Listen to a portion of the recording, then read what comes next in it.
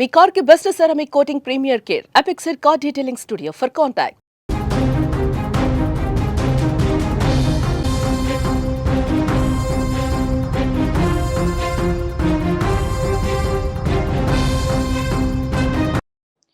ఉత్తరప్రదేశ్లోని షామ్లీలో దారుణ ఘటన చోటు చేసుకుంది. బుర్కా ధరించలేదని భార్యను భర్త చంపేశాడు. అడ్డు వచ్చిన కుమార్తెలను కూడా తండ్రి చంపినట్లుగా తెలుస్తోంది. నెల రోజులుగా బుర్కా విషయంలో గొడవలు జరుగుతున్నాయి భార్యాభర్తలిద్దరికీ కూడా.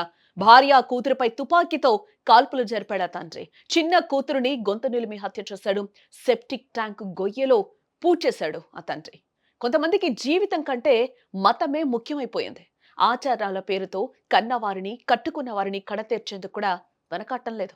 మతం పేరుతో నరరూప రాక్షసుల్లా మారి ప్రాణాలు తీస్తున్న ఘటనలు సమాజాన్ని ఉలిక్కిపడేలా చేస్తున్నాయి. సరిగ్గా ఇలాంటి ఒక దారుణమైన ఉన్మాద ఘటనే ఉత్తరప్రదేశ్ లో వెలుగులోకి వచ్చింది. బుర్కా ధరించలేదన్న ఒక చిన్న కారణంతో, ఒకే ఒక్క కారణంతో కట్టుకున్న భార్యను, కన్న బిడ్డలను అతి కిరాతకంగా చంపేశాడు మృగాడు. ఉత్తరప్రదేశ్లోని షామ్లీ పట్టణం గడీ దౌలత్ గ్రామంలో ఫరూక్ అనే వ్యక్తి తన కుటుంబంతో కలిసి నివసిస్తూ ఉన్నాడు. ఇతనికి తాహిరా అనే భార్య, 5గురు సంతానం ఉన్నారు. అయితే ఫరూక్ మొదటి నుంచి కూడా ఆచార వ్యవహారాల విషయంలో చాలా పట్టింపుగా ఉండేవాడు. ఇదే విషయంలో భార్యాభర్తల మధ్య తరచూ గొడవలు జరుగుతూ ఉండేవి. నెల రోజుల క్రితం వీరిద్దరి మధ్య గొడవ జరిగినప్పుడు తారా ఈ బుర్కా ధరించకుండానే తన పుట్టింటికి వెళ్ళిపోయింది. తన మాట కాదని బుర్కా లేకుండా బయటకు వెళ్లడం ఫరూక్ తీవ్ర అవమానంగా అనిపించింది. అప్పటి నుంచి ఆమెపై పగ పెంచుకున్నాడు.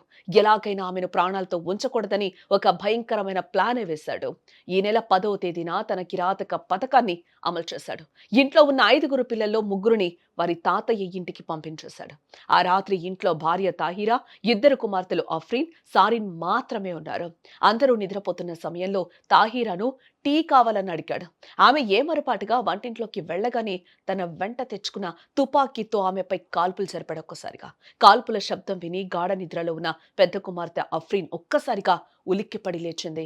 భయంతో వంటింట్లోకి పరిగెత్తుకొచ్చిన తన కన్న పిట్టను కూడా చూడకుండా ఆమెపై కూడా కాల్పులు జరిపాడు. ఆ తర్వాత కేవలం 5 ఏళ్ల వయసున్న చిన్న కుమార్తెను గొంతు నులిమి అత్యంత క్రూరంగా చంపేశాడు. హత్య చేసిన తర్వాత ఎవ్వరికి అనుమానం రాకుండా ఆ 3 మృతదేహాలను ఇంటి ఆవరణలోని ఉన్న సెప్టిక్ ట్యాంక్ గొయ్యలో పడేసి పూడ్చిపెట్టాడు. వారం రోజులుగా తన కోడలు, మనవరాళ్లు కనిపించకపోవడంతో అనుమానం వచ్చిన ఫరూక్ తండ్రి దావుద్ పోలీసులకైతే ఫిర్యాదు చేయడం జరిగింది. రంగంలోకి దిగిన పోలీసులు ఫరూక్ ను అదుపులోకి తీసుకుని తమదైన శైలిలో విచారించగా ఏ భయంకరమైన నిజాన్ని అంగీకరించాడు.